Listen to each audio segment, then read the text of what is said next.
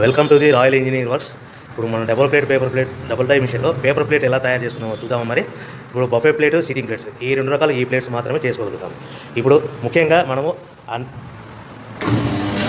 Motor on చేసాము, 2HP motor.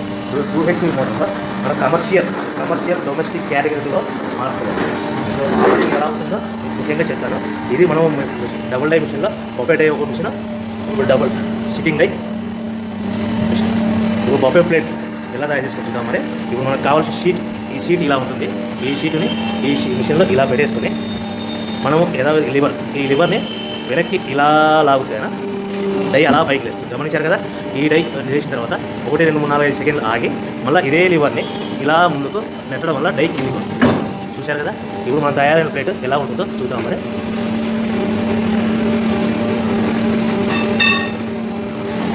ఇలా వస్తుంది. చూశారు కదా. డబుల్ డై మిషన్లో ప్లేట్.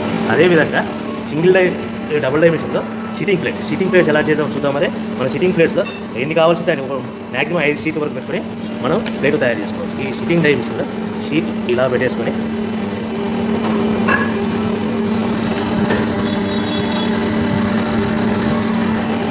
లివర్ ఇలా కిందికి లాగేస్తే డై ఎలా పైకి వెళ్తుంది.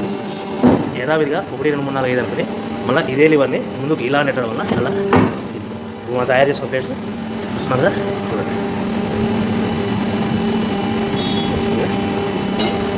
ఈ డబుల్ డై మిషన్లో బఫే ప్లేట్లో నిమిషానికి 5 నుంచి 15 ప్లేట్లు తయారు చేసుకోవచ్చు.